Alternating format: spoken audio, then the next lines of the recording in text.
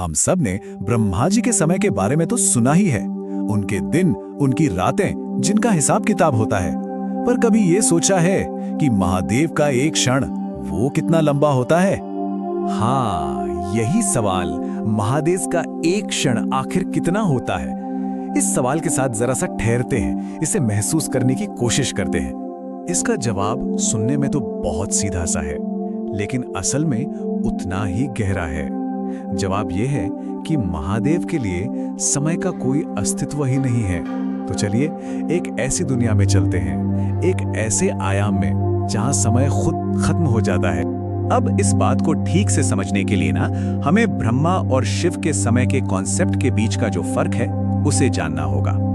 देखिए, ब्रह्मा जी जो हैं वो सृष्टि के अंदर काम करते हैं, वो रचयिता हैं, इसीलिए वो समय में बंधे हुए हैं। उनके लिए दिन है, रातें हैं, साल हैं। लेकिन महादेव वो इस सबसे बाहर हैं, वो सृष्टि के परे हैं।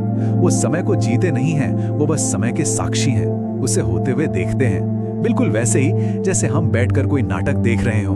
तो सवाल ये उठता है कि अगर महादेव के एक पल को, एक क्षण को हम सेकंड, मिनट या सालों में नाप ही नहीं सकते, तो फिर उसका मतलब क्या है? आखिर वो क्षण है क्या? असल में महादेव का एक क्षण वो दो बिल्कुल अलग, दो एक्सट्रीम चीजों का एक साथ आना है। एक तरफ है शून्य, मतलब जीरो, वो खालीपन, वो परम शांति जहां कुछ भी नहीं है, लेकिन जहां से सब कुछ होने की संभावना है। समझिए कि ये ब्रह्मांड का गर्भ है। और दूसरी तरफ है पूर्णता, मतलब इन्फिनिटी, वो सब कुछ जिसमें पूरी की पूरी सृष्टि आकर समा जाती है। तो एक ही पल में शून्य से शुरू होकर पूर्णता तक का सफर, और यही शून्य और पूर्णता का एक ही पल में होना, यही चीज उन्हें महाकाल बनाती है। महाकाल यानी जो काल से, समय से भी बड़े हैं, वो जो खुद समय को जन्म देते हैं। ठीक है, ये तो हुई फिलॉसफी की बात, पर सवाल ये है कि महादेव के इस टाइमलेस स्टेट का हमारे यूनिवर्स पर, इस ब्रह्मांड पर कोई असर भी पड़ता है? तो जवाब है हाँ। ये सिर्फ कोई कहानी नहीं है, इसका एक असल, एक कॉस्मिक असर होता है। कहते हैं कि जब महादेव अपनी आंखें बंद करके ध्यान में जाते हैं तो पूरा का पूरा ब्रह्मांड रुक जाता है, समय थम जाता है, कोई गति नहीं, कुछ नहीं। काल की जो धारणा है वो ही खत्म हो जाती है। और फिर जब वो अपनी आंखें खोलते हैं तो सृष्टि फिर से चल पड़ती है, समय का पहिया घूमने लगता है। तो सोचिए, इसका मतलब क्या हुआ? इसका मतलब ये हुआ कि महादेव का बस एक क्षण, एक पलक झपकना पूरी सृष्टि की उम्र के बराबर हो सकता है, एक अनंत काल।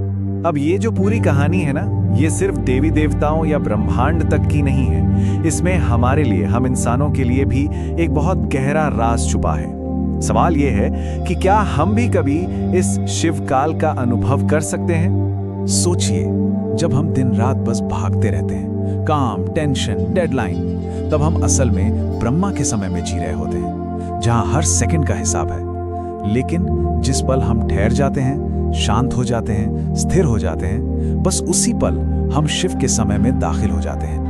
हमने भी महसूस किया होगा, जब हम बहुत शांत होते हैं तो लगता है जैसे वक्त धीरे धीरे चल रहा है, और जब कोई गहरे ध्यान में होता है तब तो समय का एहसास ही मिट जाता है।